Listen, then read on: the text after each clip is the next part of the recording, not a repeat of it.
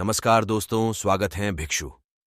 हर दिन तथागत से कहता, मैंने मन को जीत लिया है, अब यह मुझे विचलित नहीं कर सकता। तो एक दिन गौतम बुद्ध ने कहा, ठीक है, तुम दक्षिण दिशा में भिक्षा मांगने जाओ, यही तुम्हारी आखिरी चुनौती है।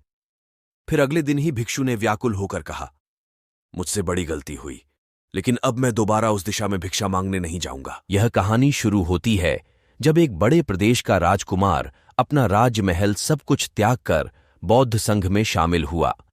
शुरुआती दिनों में नए भिक्षु ध्यान करना सीखते, इसके साथ साथ गौतम बुद्ध उन्हें भिक्षा मांगने भेजते ताकि भिक्षुओं का अहम कमजोर हो और उनका व्यवहार विनम्र हो जाए।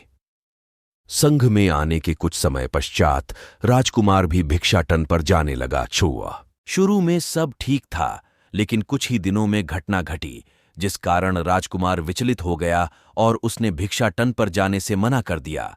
भिक्षाटन का नियम था कि भिक्षु केवल 2 घरों में भिक्षा मांगते और नहीं मिलती तो आश्रम वापस आकर जल ग्रहण करते। एक बार राजकुमार भिक्षु नगर में भिक्षा मांगने निकला और दुस्सहयोग से भिक्षा नहीं मिली। शुरू में राजकुमार भिक्षु को निराशा हुई, लेकिन कुछ ही पलों में उसका मन शांत हो गया, जैसे कुछ हुआ ही ना हो। बिना प्रयास के आज भिक्षु बड़ा प्रसन्न था।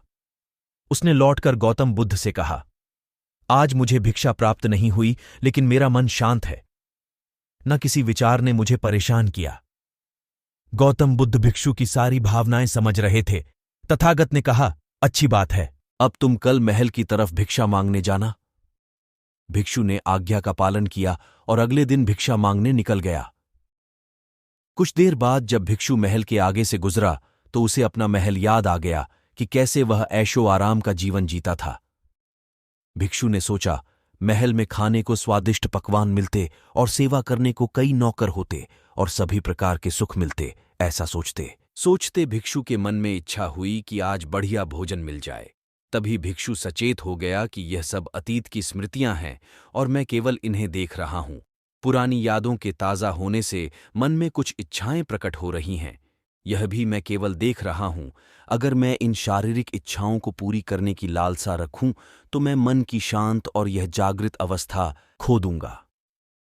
भिक्षु ने महसूस किया कि जब जब हम स्वयं को 2 कदम आगे ले जाते हैं, चेतना का स्तर ऊपर उठाते हैं, तब तब मन इस प्रकार के खेल खेलता है। जब हम मन को शांत करने लगते हैं, तब मन हमें बेचैन करने की पूरी कोशिश करता है। भिक्षु यह सोचकर बहुत खुश हुआ, क्योंकि आज उसने आत्मचिंतन से मन के बारे में गहरी समझ और सूक्ष्म दृष्टि प्राप्त कर ली। भिक्षु ने आश्रम आकर गौतम बुद्ध को सारी बात बताई और कहा, तथागत, आज मुझे आपकी कृपा से सूक्ष्म दृष्टि प्राप्त हुई। मन हमें बार बार इच्छाओं में उलझाना चाहता है। महल को देखकर मुझे भी पुराने सुखों का स्मरण हो आया, लेकिन आज भी विचार मुझे छू नहीं पाए। गौतम बुद्ध ने कहा, अच्छी बात है, कल नगर की दक्षिण दिशा में जाना, वहां एक हवेली है, वहां मन और विचारों पर उपदेश देकर आना। भिक्षु बहुत खुश हुआ। आज वो जल्दी जल्दी चल रहा था क्योंकि वो उपदेश देने जा रहा था। पर दोस्तों, इस बार की यात्रा भिक्षु पर भारी पड़ने वाली थी। कुछ ही देर में भिक्षु हवेली पहुंचा और भिक्षा के लिए आवाज लगाई। आवाज सुनकर एक सुंदर युवती बाहर आई।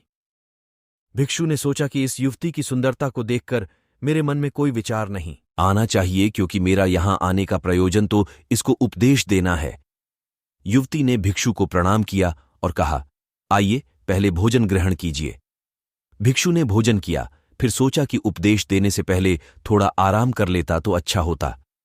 भिक्षु यह सब सोच ही रहा था। इसी बीच युवती ने कहा, श्रीमान, आपने अभी अभी अन्न ग्रहण किया है, अब थोड़ा आराम कर लीजिए।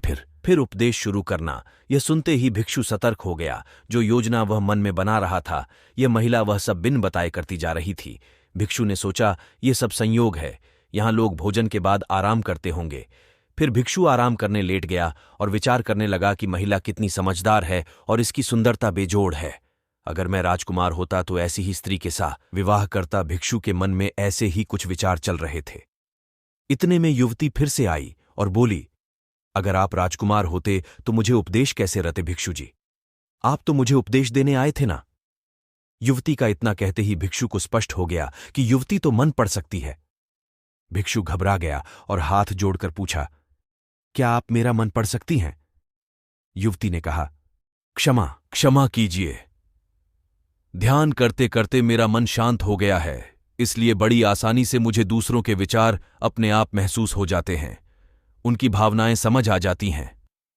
जब भिक्षु ने सुना तो उसके पैरों तले जमीन सरक गई। फिर बिना कुछ बोले भिक्षु तत्काल आश्रम की ओर चल पड़ा। रास्ते में चलते हुए भिक्षु का दिमाग फटा जा रहा था, उसकी बेचैनी बढ़ गई थी। भिक्षु खुद को कोसने लगा कि मेरे मन में युवती के लिए ऐसे विचार क्यों आ रहे थे। उसने मेरे बारे में क्या सोचा होगा? अगर यह बात लोगों को पता चलेगी तो लोग भिक्षुओं और संघ के बारे में क्या सोचेंगे? आज भिक्षु बहुत लज्जत महसूस कर रहा था और वह थोड़ी ही देर में आश्रम पहुंच गया। जब भिक्षु गौतम बुद्ध के सामने पहुंचा तो तथागत ने देखा कि उसके चेहरे की रौनक जा चुकी है। दोनों कंधे झुके हुए थे। भिक्षु ने बुद्ध से कहा, अब मैं कभी भिक्षा के लिए नहीं जाऊंगा। तथागत ने कहा, पहले आराम से बैठो, फिर मुझे बताओ कि तुम्हारी चाल में इतनी थकान क्यों है? आज तुम्हारे चेहरे पर तेज की जगह ग्लानि की भावना क्यों है? भिक्षु ने सारी बात बताई और कहा, मैं सब कुछ जानते हुए भी महिला की सुंदरता के बारे में और अन्य चीजों के बारे में सोच रहा था। मैं मन से पूरी तरह हार गया। अब मैं कभी उस दिशा में नहीं जा पाऊंगा। मैंने बौद्ध संघ का भारी अपमान किया है, गौतम बुद्ध ने कहा। सबसे पहली बात, परेशानी को बढ़ा चढ़ाकर मत सोचो। अगर कुछ बुरा हो जाए तो एकदम से यह मत सोचो कि सब खत्म हो गया। बिना सोचे निष्कर्ष पर मत जाओ। दूसरी बात, ध्यान दो कि कहीं तुम नकारात्मक विचारों के साथ अतिशयोक्ति करने वाले शब्दों का प्रयोग तो नहीं कर रहे, जैसे मैं हमेशा हारता हूं, जीवन में कुछ नहीं बचा, मैं मन से पूरी तरह हार गया, मेरे साथ कोई नहीं है, क्योंकि ऐसा करने से मन अति भावुक और विचलित हो जाता है और नकारात्मक विचारों के चक्र में फंसा रहता है। तथागत के शब्दों से राजकुमार भिक्षु के मन को सांत्वना मिली।